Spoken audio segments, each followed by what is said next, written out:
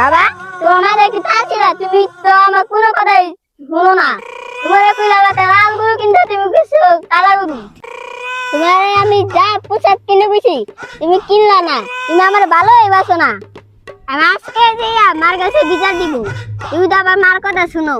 না বাবা, তুমি তোমার আম্মুকে বইলো না, বললে তোমার আম্মু আমাকে অনেক বকাঝকা করবো। ঠিক আছে, আমি তোমারে পরের ঈদে তোমার পছন্দ মতো সব পোশাক কিনে দেবো। ঠিক আছে, রাগ করো না, এবার চলো। না না, তুমি আমার কোনো কথা শুনো না, তুমি পচা। আমি আজকে যাইয়া মাকে বলে দিব তুমি আমার ভালোই বাসো না।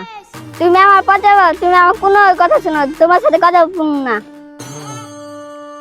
কিরে দোস্ত, কেমন আছো? হ্যাঁ দোস্ত, আমি ভালোই আছি। বাবা কি হইছে তোমার? বাবার সাথে কি কইতাছো? আর বললেন না আঙ্কেল, আমার বাবা কোনো কথাই শুনে না। আমার হেরা পছন্দ হেরি কিনে দেয় না, আমি যা কিছু কই হেরি কিনে না। বাবাই পচা অনেক। না না বাবা, বাবাকে এইভাবে বলে না। বাবা অনেক ভালো লোক। শোনো বাবা, তোমার বাবার হয়তো সামর্থ্য ওরকম নাই যে তুমি যা চাইতাছো সব কিছুই তোমাকে কিনা দিবে, ঠিক আছে? তবে হ্যাঁ, কোনো বাপই তার ছেলে সন্তান গো খারাপ চোখে দেখে না। তুমি এইভাবে তোমার বাবাকে বইলো না, তার মনে অনেক কষ্ট পায়। আচ্ছা জাহাঙ্গীর, তুমি কি তোমার ছেলেরে এইবার ঈদে ওইভাবে সবকিছু কিনা দাও নাই ওর পছন্দ মতো? তাহলে হয় এত রাগ করতেছে কে তোমার প্রতি? আসলে দোস্ত, তুই তো জানোসই আমি কয় টাকা বেতন পাই, কয় টাকা বেতনে চাকরি করি।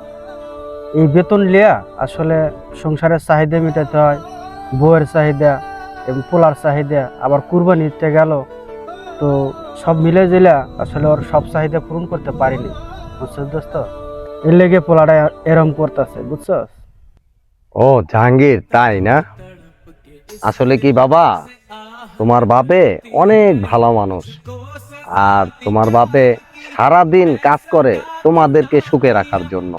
তোমরা যিনি ভালো মতো দুই বেলা খাইতে পারো, দুই বেলা চলতে পারো, এবং ভালো মতো যিনি সমাজে তোমার মাথা উঁচু থাকে, সেজন্য তোমার বাপে দিন রাত ভৈরা তোমাদের জন্য পরিশ্রম করে।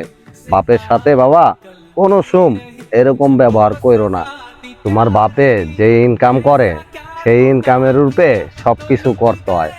যেমন তোমার চাহিদা মিটাইতে হয়, তোমার মার চাহিদা মিটাইতে হয়, এবং সংসারের অনেক কিছু চাহিদা মিটাইতে হয়।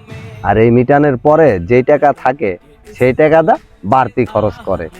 বাবা তুমি যখন বড় হইবা তোমার বাপের মতো, তখন তুমি সব কিছু বুঝবা। বাবার সাথে এরকম করো না। বাপ হইছে একটা বট গাছ, সে সারা দিন কাজ করে কাদের জন্য? তোমাদের জন্য, তোমাদেরকে একটু ভালো রাখার জন্য, তোমাদেরকে একটু সুখে রাখার জন্য। বাপ শুধু একটা বাপ না, বাপ হইছে একটা বট গাছ। সবসময় মনে রাখবা, বাপের সাথে কখনোই খারাপ ব্যবহার করবা না, কারণ বাপ তোমাদের জন্য সবসময় ভালো চিন্তা ভাবনা করে, আর তোমাদের জন্যই সারাটা জীবন দিয়া হইলো সে পরিশ্রম কইরা তোমরা যিনি ভালো থাকো সেই চেষ্টাটাই তোমার বাপে করে। আর শুনো, তুমি যখন বড় হইবা এবং তোমার যখন ছেলে সন্তান হইব, তখনই বুঝবা বাপ কি জিনিস, বাপ কত বড় মহান। আর না তো তুমি বুঝবা না। আব্বু আমাকে ক্ষমা করে দিও, আমি কখনোই আর বাইনা ধরবো না।